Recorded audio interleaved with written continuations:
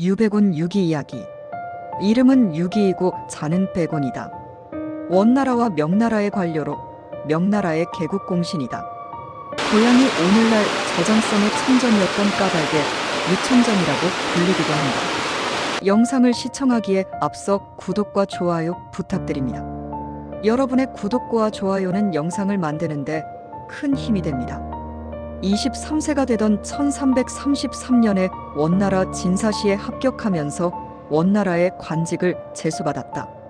사실 원나라에서 그리 좋은 대접은 못 받던 중국 남부지역 출신인데다가 가뭄에 콩나듯이 치러지던 원나라의 과거 시험에 합격했다는 점에서 상당한 실력을 갖췄던 인물로 평가된다.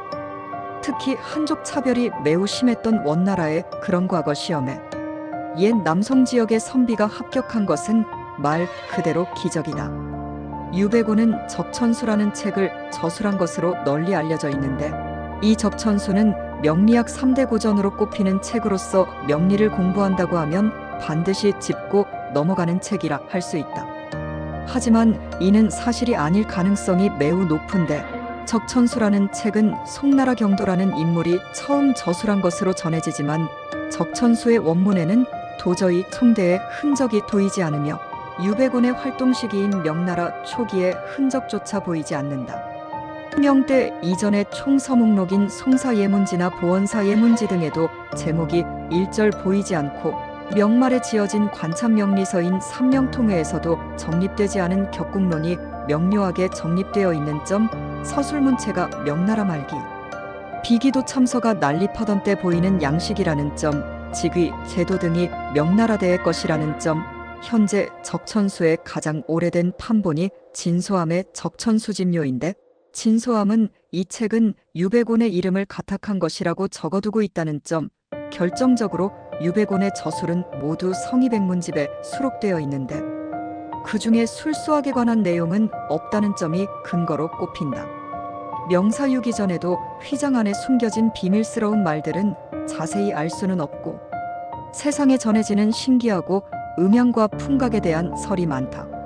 하지만 이들은 지극히 진실이 아니다 라고 기록하고 있으며, 적천수의 저자를 증명하고 있다는 명사 예문지는 청조 강희제영간에 쓰여진 책으로 유배곤과는 300년간의 간격이 있다. 본디술서는 무명의 인물이 짓고 나서 유명한 인물의 이름을 가탁하는 것이 매우 흔한 일이었다. 아무려면 김아무개가 지었다는 것보다 그 유명한 이응이응공이 지었다더라 하는 것이 비교도 안 될 정도로 권위가 더해지기 때문이다. 전설적인 개국공신이자 실제로 주역 천문 음양술수에도 일가견이 있었고, 비참한 최후로 후손도 절멸한 유배곤은 여기에 아주 적합한 인물이었을 것이다. 만일 유배곤의 말년과 후손들의 복이 이어졌다면 바로 들통났을 테니 절대로 그 이름을 가탁하지 못했을 것이다. 이러한 사례는 조선시대에도 찾아볼 수가 있는데, 조선 중기 청주사림의 중심이었던 이득윤, 한시의 사대가 이서구 등이 비기서에 등장하거나 술서의 저작자로 전해지는 것이 그 예다. 실제 명리학과 관련된 것으로 추정되는 일화로는 다음과 같은 일화가 있다. 진우량과 파양호에서 대전을 벌이고 있던 시기에 유기가 갑자기 당장 다른 배로 옮겨 타야 된다고 주원장에게 진언을 하였는데, 평소와는 다르게 다급히 독촉하는 형국이었다. 결국 주원장이 그 의견을 쫓아 다른 배로 옮겼는데, 그 순간 원래 타고 있던 배가 불붙은 노에 맞아 파괴되었다. 당시 주변 지형이나 날짜, 주변 분위기를 점치고 주원장의 위기를 예측했던 것으로 보고 있다. 참고로 이건 명나라 정사에 남아있는 기록이다. 그 외에 중국이나 세계의 미래에 대한 예언을 남겼다고도 전해진다. 또 다른 예로 파자의 능의 주원장이 파자점을 보았다고 한다. 그때 주원장은 순이라는 글자를 골랐는데, 유기는 그것을 보고 은이니 명은 306년 가겠다고 예언했다. 주원장이 603년일 수도 있지 않냐고 항변했지만 유기는 한 번 나온 결과는 번복할 수 없다고 말렸다나, 그 홍무제 앞에서 대놓고 이러니 숙청은 예견된 일이었을 것이다. 명나라는 274년 뒤 이자성에게 멸망하는데, 공교롭게도 이자성이 내세운 국호가 순이었다. 그리고 주원장이 난징을 점령하고 오왕에 즉위한 게 1356년이고 남명이 망한 해가 1662년인데 이 사이가 딱 306년이다. 서달 이선장과 함께 명나라의 3대 개국 공신으로 일컬어지는 홍무제인 주원장의 대표적인 책사였다. 주원장이 그대는 나의 장자방이라고 평하였으며 당대 사람들은 그를 제갈량과 비교하기도 했을 정도로 유명세가 있었다.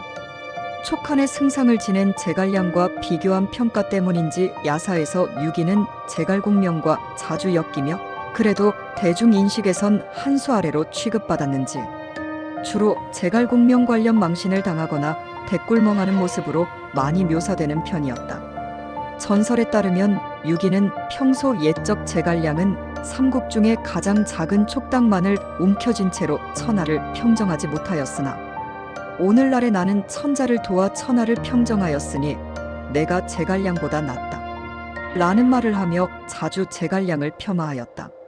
이후 유기가 벼슬을 내려놓고 중국을 유람하던 도중 옛 촉한 지역 인성도 주변으로 가게 되었는데 날이 어두워 어느 절에 묵게 되었다.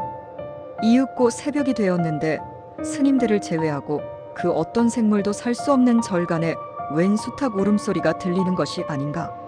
심지어는 민가와는 거리가 먼 고적한 산중의 절이었다.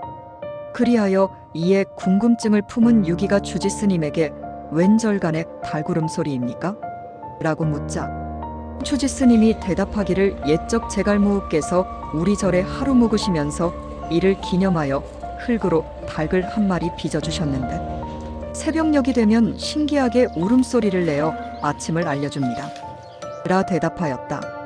이에 평소 제갈량을 무시하던 유기가 그러면 나도 한 마리 빚어주겠소. 라고 말하고 흙으로 닭을 빚자 유기가 빚은 닭은 시도 때도 없이 울어대 주변을 시끄럽게 했다. 이에 화가 난 유기가 제갈량이 빚은 닭을 던져서 깨자 닭 안에서 모녕모월모일에 유기가 나의 닭을 깰 것이다. 모녕모월모일 유기파토계라고 적힌 종이가 나왔다. 이에 유기는 짐짓 놀랐으나 애써 태어난 척 절을 나와 성도로 향했다. 이로써 유기는 제갈량에 대한 평가를 조금 달리했으나 역시 제갈량을 자신의 아래라 생각하는 것은 변하지 않았다. 이후 성도에 도착한 유기가 제갈량을 모신 사당인 무후사를 지나게 되었는데 무후사 앞을 지나가는 사람들이 말을 타고 있는 자는 말에서 내려 곱비를 잡고 가고 걸어 지나가는 자들도 두 손을 공손히 하여 지나가는 것을 보게 되었다. 유심히 보자 하마비가 서 있었다.